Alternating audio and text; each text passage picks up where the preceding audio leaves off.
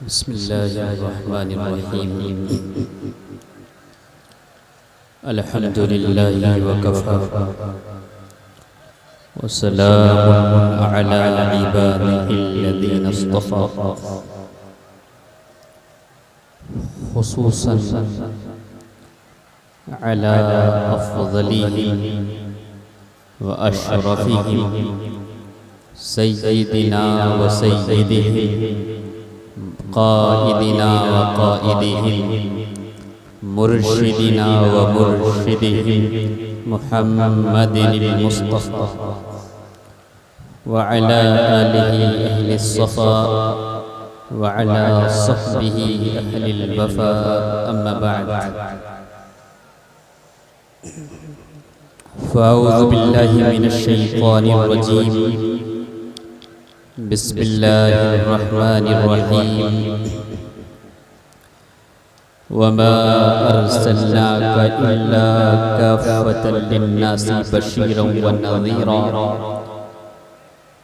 वलाकिन्न अक्सरन नासि ला यअलमून। सदक़ल्लाहु मौलाना अज़ीम। अल्लाहुम्मा रब्बि इश्रह ली सदरी व यस्सिर ली अमरी वहलुल उक़दतम मिन लिसानी यफ़क़हू क़ौली। बारकल्लाहु ली व लकुम फ़िल क़ुरआनिल अज़ीम व नफ़अनी व इय्याकुम बिल आयाति वज़्ज़िक्रिल हकीम। व सल्लल्लाहु अला क़ाइदिना व सय्यिदिना मुर्शिदिना व मौलाना मुहम्मद व अला आलिहि व सहबिहि अजमईन बिरहमतिका या अरहमर राहिमीन। स्टेज पर तशरीफ फरमा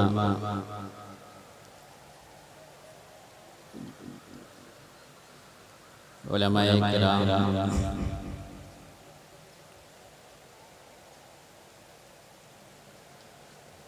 और मेरे सामने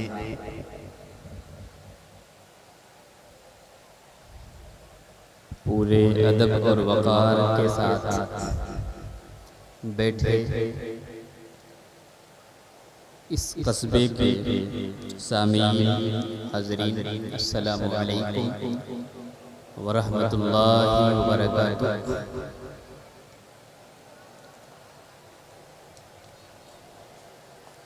अल्लाह रब्बुल आलमीन का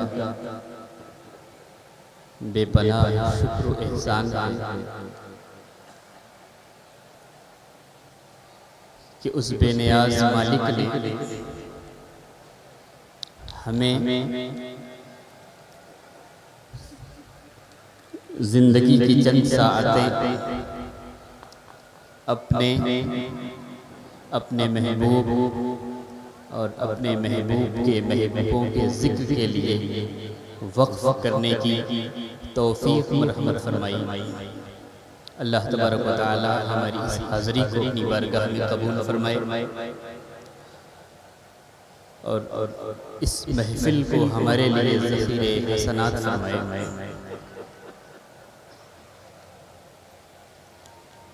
मैंने कुरान करीम की एक आयत पढ़ी है, सूरह सबा की आयत नंबर 28 की तिलावत कर शर्फ हासिल किया है।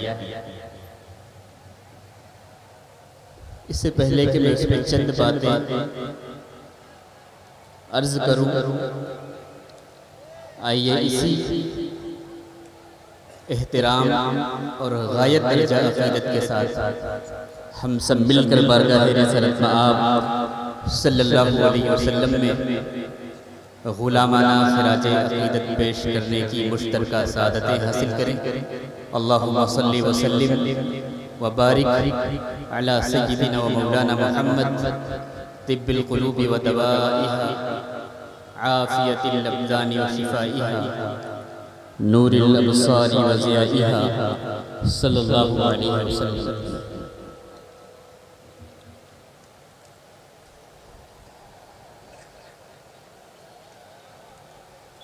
अहले बैत का जिक्र हो रहा था। सच ये है कि जब फ़कीर की सोहबत मिल जाती है किसी अल्लाह वाले का कुर्ब इंसान को नसीब हो जाता है, किसी आरिफे रब्बानी की जूती को उठाने का शरफ जब हासिल हो जाता है, किसी खुदा रसीदा शख्स के कदमों में जाकर के अपने अना और तकब्बुर की बलि इंसान जब दे देता है, तो सबसे पहली चीज जो उसके अंदर आती है वो ये कि वो अदब शनास हो जाता है, उसके अंदर अदब आ जाता है। हम अदब वाले लोग, मुझे एक बात याद आई, आला हज़रत इमाम अहले सुन्नत की बारगाह में उनके पीर खाने से मारहरा शरीफ से सैयद कासिम मियां साहब क़िबला ने खत लिखा। इस वाक़े को आला हज़रत के तिलमीज़ और खलीफा अल्लामा ज़फ़रुद्दीन बिहारी ने अपनी किताब हयात आला हज़रत में दर्ज फरमाया है। उनके पीर खाने से खत लिखा गया कि मौलवी अहमद रज़ा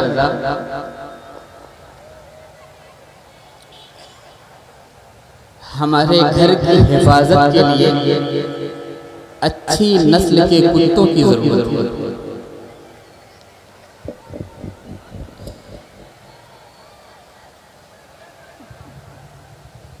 अच्छी नस्ल के कुत्तों की जरूरत है। हमने सुना है कि बरेली में कुत्ते बहुत अच्छे मिलते हैं। आपसे दरख्वास्त है कि अच्छी किस्म अच्छे नस्ल के कुत्ते तलाश करके हमारे लिए रवाना फरमाना। आला हज़रत का ये खत के नाम ये खत जब उनके पास पहुंचा तो इमाम अहले सुन्नत खुशी से मचल गए। जरा देख, आज लोगों के पास इल्म आता है तो गुरूर से 10 गुना ज़्यादा आ जाता है। आज लोगों के पास दौलत होती है तो दौलत का नशा इंसान के दिमाग में इस कदर चढ़ता है कि वो अपने पड़ोसी की शक्ल पहचानना भूल जाता है। आज इंसान के पास जरा सी तरक्की होती है तो इंसान अपनी पुरानी जिंदगी लाइफ स्टाइल को भूल जाता है, अपने पुराने शनासाओं को भूल जाता है। लोगों हम किसी आलिम की नहीं, अपने जमाने में इल्म की खैरात उठाने वाले इमाम अहमद रज़ा की बात कर रहे हैं। लोगों हम किसी अमीर की नहीं, बरेली के सबसे बड़े जमींदार आला हज़रत इमाम अहमद रज़ा की बात कर रहे हैं। इमाम अहले सुन्नत की बारगाह में खत आता है कि बरेली से कुत्ते अपने पीर खाने के लिए भेज दीजिए, जरा अदब देखिए, जरा तहजीब देखिए, जरा सलीका देखिए। इमाम अहले सुन्नत ने लिखा, हुजूर आपने दुरुस्त सुना है, बरेली में कुत्ते बहुत अच्छे मिलते हैं। मैं आपकी बारगाह की हिफाजत के लिए 2 बहुत अच्छे कुत्ते भेज रहा हूँ। मुझे उम्मीद है कि ये कुत्ते आपके घर की हिफाजत में कोई कोताही नहीं करेंगे। एक कुत्ते का नाम हामिद रज़ा है, दूसरे कुत्ते का नाम मुस्तफा रज़ा।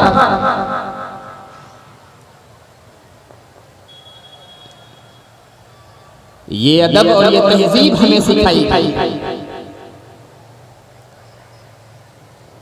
जब हम अपने बुजुर्गों का तज़किरा करें, जब अहले बैत पाक का तज़किरा करें, चू गोयम मुसलमानम बलरज़म, एक नारे तकबीर हमारी ज़बान से निकलता है। इकबाल ने कहा था, अल्फाज़ो मानी में तफावुत है, लेकिन मुल्ला और मुजाहिद।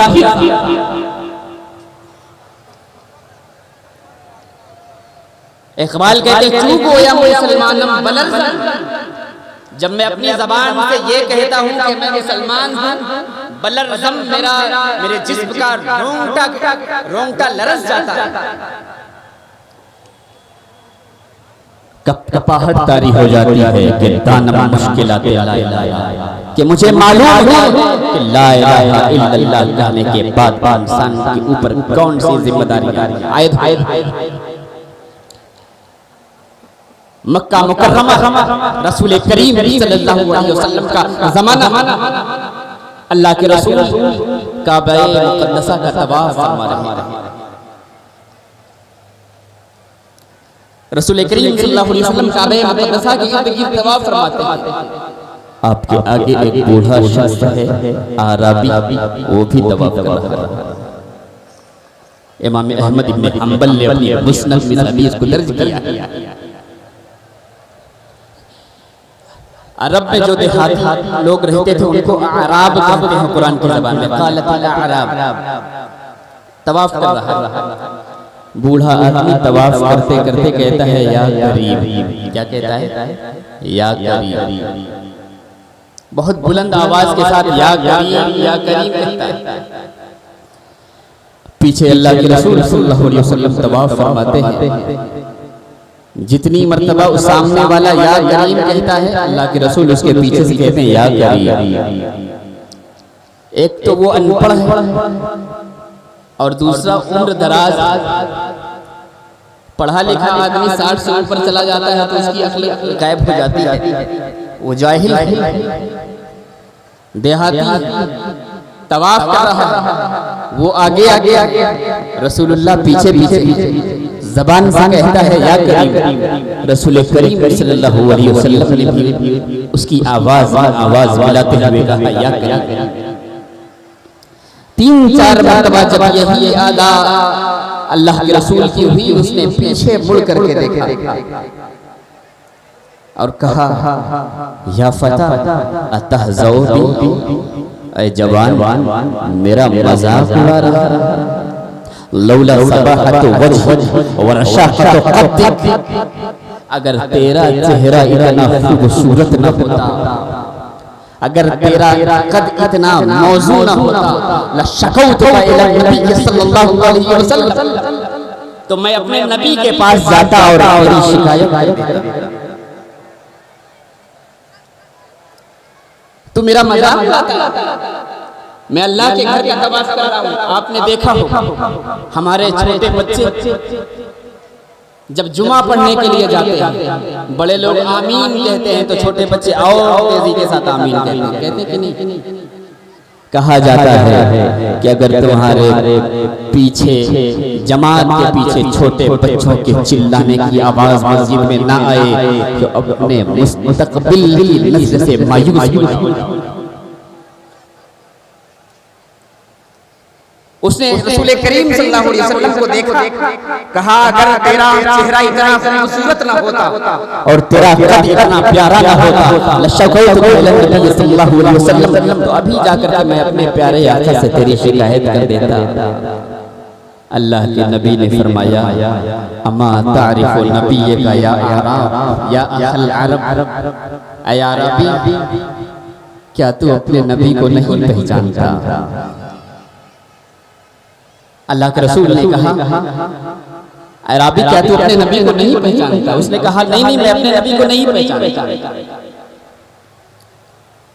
अल्लाह के रसूल ने पूछा क्या तुमने उसे देखा है? कहा देखा भी नहीं। कहा फिर मुसलमान कैसे हो गए? कहा बस नबी के हुस्न के जिक्र सुन लिए थे और मुसलमान दिल आ गया था, बस चर्चे सुन लिए थे। वो कहते हैं ना कि बिन देखे जब ये आलम दीदार का आलम किया, अभी देखा मुसलमान हो गए। वो कहा अल्लाह के रसूल ने कहा नबी को नहीं पहचानते? उसने कहा नहीं पहचानते। कहा फिर मुसलमान कैसे हो गए? कहा बस हुस्न मुस्तफा का तज़किरा सुन लिया है, ऐसे हुस्न का तज़किरा सुना है कि दिल में जगह बन गई है और मुसलमान हो गया। नबी करीम फरमाते हैं अना नबियों का या अरब, ऐ अरबी जिस नबी से तुम शिकायत करने की बात कर रहे हो तुम्हारे सामने अपने पैगंबर मैं नबी हूं, अल्लाह के रसूल नबी आराबी से ये गुफ्तगू सुन रहे थे, जरा दिल लगी मोहब्बत देखिए। आराबी से ये गुफ्तगू सुन रहे थे, आराबी की गुफ्तगू का जवाब दे रहे थे। उधर से अल्लाह ने जिब्राइल को भेजा। जिब्रील ने कहा या रसूल अल्लाह अल्लाह युबरिउका सलाम, अल्लाह आप पर सलाम भेज रहा है। और अल्लाह ने इस आराबी के लिए पैगाम मेरे मुस्तफ़ा ने फरमाया जिब्रील खुदा ने आराबी के लिए क्या पैगाम भेजा है।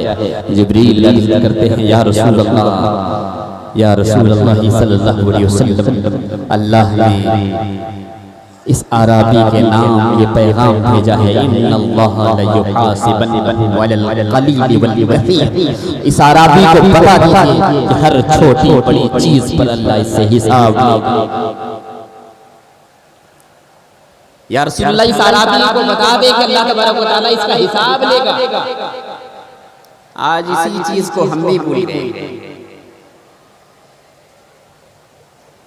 जब आराबी के नाम ये पैगाम आया और रसूलुल्लाह ने उससे बताया कि अल्लाह ने तुझे सलाम भेजा है, अल्लाह ने तुझे सलाम भेजा है, और अल्लाह ये पैगाम देता है कि अल्लाह तेरी हर छोटी बड़ी बात का हिसाब क़यामत के दिन पूछेगा। आराबी मस्ती के आलम में था। मस्ती क्यों ना तारी हो, रसूलुल्लाह के सामने खड़ा था, हुस्ने मुस्तफा की ज़ियारत। उस आराबी ने कहा इन हासबनी रब्बी ला उहासिबन्नहु, ऐ परवरदिगार या रसूलल्लाह अगर खुदा ने क़यामत में मेरा हिसाब लिया तो मैं भी खुदा का हिसाब लूंगा। अगर अल्लाह मेरा हिसाब लेने लगा तो मैं भी उसका हिसाब लेने लगूंगा। कितनी बड़ी बात है। आज कोई कहते रक्स के आलम, वज्द के आलम, मस्ती के आलम तो कोहराम बर्पा हो जाता है। हजारों लोग कलम और कागज लेकर के आ जाते हैं, लेकिन वो नबी की बारगाह है, किसी मुफ्ती की बारगाह, वो नबी की बारगाह है, दारुल क़ज़ा वालों की बारगाह। नबी फरमाते हैं ऐ आराबी तू किस बात का हिसाब ले? नबी अल्लाह के गुमराह बंदों का रिश्ता खुदा से जोड़ने वाले हैं। सुभान अल्लाह। मूसा अलैहिस्सलाम का ज़माना है, एक चरवाहा वज्द के आलम में बकरी चराता था। उसने खुदा के बारे में सुना था और उसका दिल नूर ईमान से जगमगा रहा था। एक रोज सोचता है ऐ खुदा मैं तुझसे बहुत प्यार करता हूँ, काश तू कभी मेरे सामने आता, अपनी बकरियों का दूध मुझे पिला दे, मैं तेरी खिदमत करता जिस तरह अपनी बकरियों की खिदमत करता। मूसा अलैहिस्सलाम गुजर रहे थे, ऐ बद्दू ज़बान जिस्म जिस्मानियत से पाक खुदा के बारे में तो अपनी ज़बान से कैसे कलमा लगा। अभी मूसा ने ये अल्फाज कहे थे कि खुदा की तरफ से पैगाम आ गया, ऐ मूसा तू मैं मूसा मैंने तुम्हें दुनिया में बंदों को खुदा से जोड़ने भेजा है, खुदा से मेरा कमाल बंदा जाहिल आलिम इल्मी अंदाज में खुदा को याद करता है, जाहिल जाहिलों के सुभान अल्लाह। जो जिस सतह पर है खुदा को याद करता है। और याद रखो दिल सही होना जरूरी है, इंसान का ज़मीर सही होना जरूरी है। इमाम फखरुद्दीन राज़ी जानते हैं, इमाम फखरुद्दीन राज़ी तारीख़ इस्लाम का कितना बड़ा नाम। तफसीर कबीर जैसे मारिकतुल आरा किताब से उम्मत को मालामाल करने वाला अजीम आलिम, एक मसले पर 70 80 300 दलाइल देने वाला। सुभान अल्लाह। इंसान की अक्ल हैरान हो जाती है जहां इमाम राज़ी का कमाल। एक रोज गुजर रहे हैं, एक बूढ़ी खातून है, चरखा चला।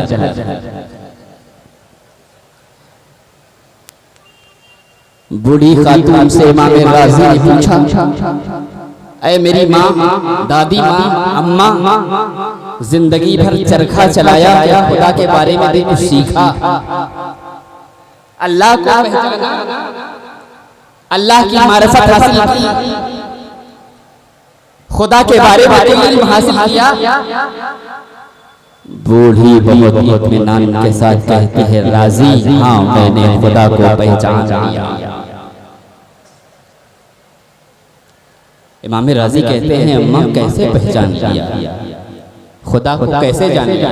खुदा है इसकी क्या दलील? खुदा मौजूद है इसकी क्या दलील? बूढ़ी ने बहुत इत्मीनान के साथ कहा, इमाम राजी ये मेरा जो चरखा है ना, ये खुदा के मौजूद होने की दलील है। वाह वाह सुभान अल्लाह। दिल साफ हो तो चरखे और दुकानदारी में खुदा नजर आता है। दिल पर संग लगा हो और इंसान के दिमाग में गला सा जमा हो तो काबतुल्लाह में भी जाकर अल्लाह नहीं है। इसीलिए बुजुर्गों की बारगाह में जाओ तो पहले कहते हैं कि पहले जबान से पहले दिल को साफ करो, दिल को सुथरा करो। आईने दिल जब साफ शफाफ होता है तब खुदा का जलवा। जब उस बूढ़ी खातून ने ये कहा कि मेरा चरखा खुदा के मौजूद होने की दलील है, इमाम राजी भी हैरत में पड़ गए। 60 दलील दी खुदा के वजूद पर इमाम राजी ने अपनी तफसीर कबीर में। इमाम राजी ने पूछा कि सारे दलाइल का इस्तेहजार तो मेरे ज़हन में है, बड़े बड़े दलाइल अल्लाह के मौजूद होने पे मैंने दिए हैं। बूढ़ी माँ तू गंवार है, तू अनपढ़ है, ये चरखा से खुदा के मौजूद होने का कैसे इस्तेदलाल करेगी? ये मेरे इल्म में तो नहीं है, ये मेरे इल्म में तो नहीं है। इमाम राजी ने उसे डांटा नहीं, इमाम राजी ने उसे धुतकारा नहीं, दामन फैला के बैठ गए कि खुदा के बारे में मुझे भी बता दो। ये बुजुर्गों की शान हुआ करती है कि वो अपने से कम रहने वालों को डांटते नहीं, धुतकारते नहीं, तवज्जो और शफ़क़त के साथ उनकी तरफ मुतवज्जो। इमाम हसन बसरी का जमाना है, दर्स दे रहे अपने शागिर्दों के बीच। दर्स देते देते कहते हैं, ऐ मेरे शागिर्दों, ऐ लोगों, ऐ गुनहगारों, ऐ खताकारों, ऐ गुनाहों से अपनी जिंदगियों को शराबोर करने वालों, ऐ नाफरमानियों के तलतल में फंसे हुए लोगों, अल्लाह को पुकारा करो, खुदा के दरबार में जाकर के दस्तक दिया करो, अल्लाह को राज़ी करने की कोशिश किया करो। कभी न कभी तो वो दरबार, उस दरबार का दरवाजा खुल जाएगा, कभी ना कभी तो खुदा को रहम आ जाएगा। जब तुम बार बार गिलाओगे, बार बार रोगे, बार बार दस्तक दोगे तो कभी ना कभी रहमत का दरवाजा खुल जाएगा। इमाम हसन बसरी अभी ये जुमला अदा कर रहे थे, एक बूढ़ी खातून सामने से गुजरती है और आवाज़ें बुलंद कहती है, हसन, ऐ हसन बसरी, अल्लाह के बंदों को क्यों गुमराह कर रहा है? हसन बसरी अल्लाह के बंदे को क्यों गुमराह? हसन बसरी का पूरा जिस्म कांपने लगा। कहा, माँ कहा तुम कहते हो कि बार बार जाकर के खुदा के दरवाजे पर दस्तक दिया करो, बार बार उसे राज़ी करने की कोशिश किया करो, कभी तो दरवाजा खुलेगा, कभी तो अल्लाह की तवज्जो होगी, कभी तो रहमत की बरखा बरसेगी। ऐ हसन बसरी सुन, दरवाजे दुनिया वालों के बंद होते हैं, इस कायनात में एक दरवाजा है जो हमेशा खुला रहता है, वो खुदा का दरवाजा है। इमाम हसन बसरी सजदे में गिर गए और कहा, ये बूढ़ी खातून मुझसे ज्यादा खुदा को जानती है। हसन बसरी ने कहा, ये बूढ़ी माँ अनपढ़ जरूर है लेकिन खुदा को मुझसे जानती है। मैंने कहा था कि दरवाजा बंद है, दस्तक दिया करो, खुल जाएगा। इन्होंने बताया यही एक दरवाजा है जो बंद नहीं है, यही एक दरवाजा है बंदों के लिए हमेशा खुला रहता है। इमाम राजी झुके हुए बैठे, माँ इस चरखे से खुदा को कैसे पहचाना? बूढ़ी कहती है, ऐ राज़ी सुनो, जब तक मैं चरखे को चलाती हूँ चरखा चलता रहता है, चलता रहता है। जब तक मेरा हाथ चरखे के पहियों के करीब रहता है चरखा चलता रहता है। जैसे ही मैं अपने हाथ को अलग करती हूँ चरखा रुक जाता है, चरखा ठहर जाता है, चरखा थम जाता है। जब मैंने ये करीब से मुशाहिदा किया तो मैंने इस कायनात में गौर किया, मैंने इस कायनात में गौर किया कि जब चरखा मेरे चलाने के बगैर नहीं चलता तो ये जो रोज सूरज निकलता है किसी निकालने वाले के बगैर कैसे निकल रहा होगा, ये जो चांद निकल रहा है किसी तुलू करने वाले के बगैर कैसे तुलू हो रहा होगा, ये जो दिन और रात तसलसल जारी है, अगर कोई खुदा न होगा, कोई इस कायनात चला न रहा होगा तो कैसे चल रहा होगा। सब एक चरखा मेरे हरकत करने की वजह से रुक जाता है, हाथ आगे रुक जाता है। तो अगर खुदा इस कायनात में न हो और हाथों को डाले, सूरज कैसे निकलेगा, चांद कैसे निकलेगा, दिन कैसे होगा, रात कैसे आएगी और ये तबादला कैसे होगा, इंसानों को जिंदगी कैसे मिलेगी, इंसानों को मौत कैसे मिलेगी। मेरा चरखा बता है वही जो निज़ाम हस्ती चला रहा है। हाँ वही नारे